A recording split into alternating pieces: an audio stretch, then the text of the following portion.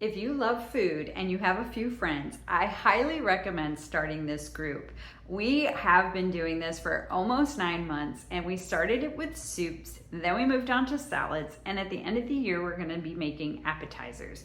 We rotate the home of who is hosting, and this time it's my turn, so I'll be making a bread, an appetizer, a salad, and a dessert. The other ladies will be bringing their salads over, and we get to share and try them all. It has been more fun and more food than we thought, enjoying each other's fellowship and all the great goodness that everybody has whipped up. It has been an absolute blast. You can go back and see the other videos we've done to get inspiration and ideas.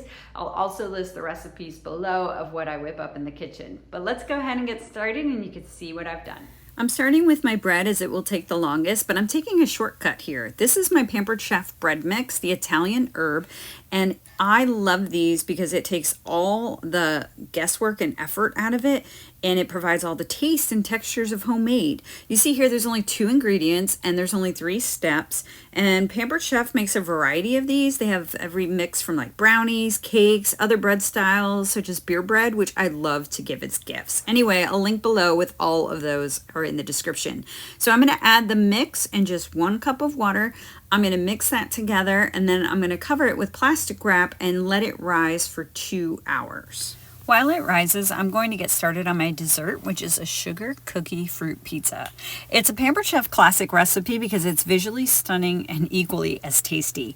I cut open 2 rolls of sugar cookie dough and I cut them into slices. I'm going to put them all around my Pampered Chef rock grill stone. I let them sit on the stone for about 30 minutes to come to room temperature, and that lets them get more pliable, and now I can smooth them out easily and create one large crust. I continue to spread them out to the edge of my stone. It is now ready to go into my 350-degree oven for 15 to 18 minutes.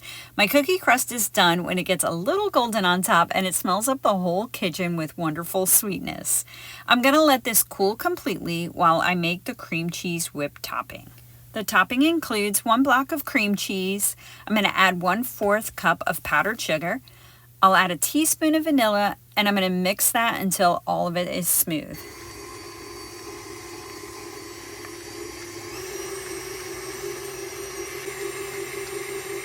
The recipe calls for Cool Whip, but I like to make my own whipped cream. I just take 1.5 cups of heavy whipping cream, add a little powdered sugar, and blend that together. I'm now going to add that to my cream cheese mixture and just get it all blended, folding it in together.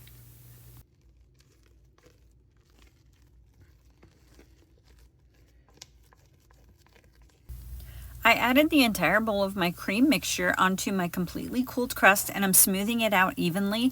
I have prepared my fruit by washing, drying, peeling, and slicing it all, and now it's time to assemble. I have strawberries, fresh blueberries, and kiwi slices, which I arrange in a circle pattern on the frosted crust. You can use other fruit like raspberries or blackberries, but I love the colors and the taste of these 3 fruits together.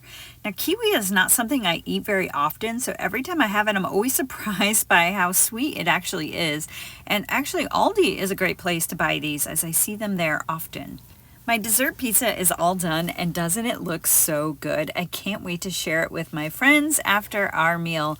It's been 2 hours now, and my dough has expanded in size, and I'm ready to take it out of the bowl and onto my floured surface. I only have to knead it for 30 seconds, where I just kind of punch it down and roll the dough on each side, and in no time I can see it starts to get smooth and is no longer sticky.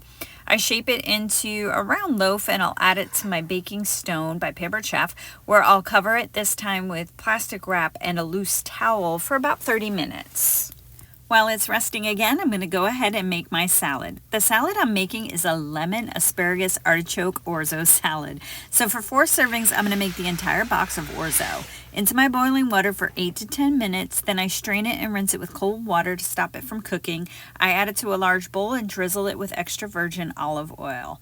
I'm going to set that to the side while I make the lemon dressing that's going to go in this. The lemon dressing is the juice of 2 lemons, since I'm quadrupling the recipe, along with the zest from both of those lemons. A tablespoon of minced garlic, as they call it, which is garlic from a jar. Get it? Garlic? Okay, anyway. Half a teaspoon of salt and 2 tablespoons of EVOO. And I'll whisk that together to emulsify it all. And then I'm going to drizzle in more oil, probably another tablespoon or so. And then I'll add my 2 cans of artichoke hearts that I have chopped.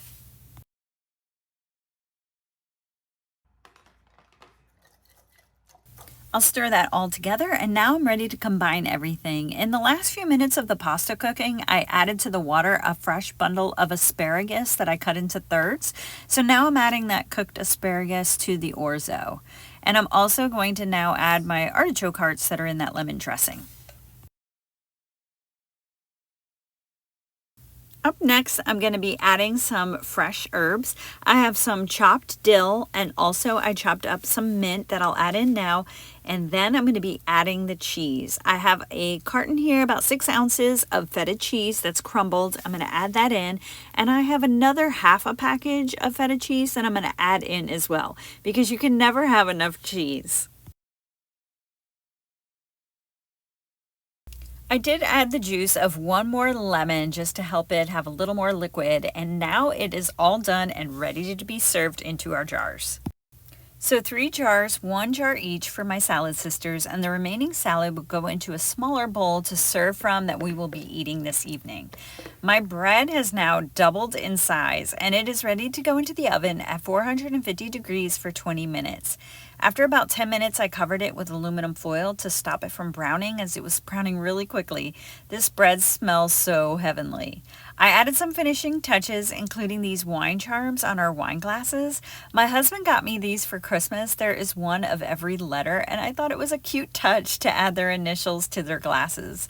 For our appetizer this evening, I kept it pretty simple with a veggie and cheese board, added some ranch dressing inside a bell pepper as well as guacamole, served some spreadable cheese, and stuffed that cheese in some of those little mini peppers.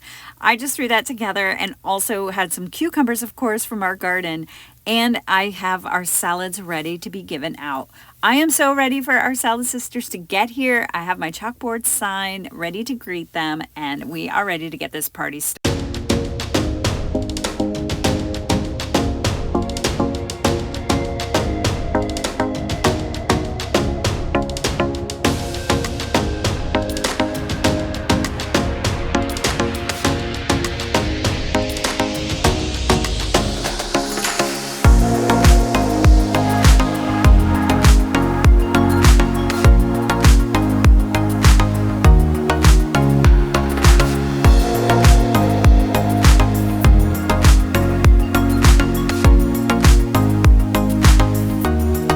We enjoyed this evening included a Mexican corn and cabbage salad, a sweet pea and potato salad, and also a cornbread salad with radishes and tomatoes. Everything was amazing, and it always surprises me how we always end up bringing a different dish without ever communicating. It is perfect and just such a wonderful time. It's now time to cut into our sweet treat, and this was the perfect ending to a wonderful meal. Once again, I highly recommend starting a soup group, salad sisters group, appetizer group, whatever you call it or food you make, I know you will love it. Be sure to subscribe and click the notification bell. This will notify you when us salad sisters meet up again. Thanks so much for watching, and I'll see you on the next video.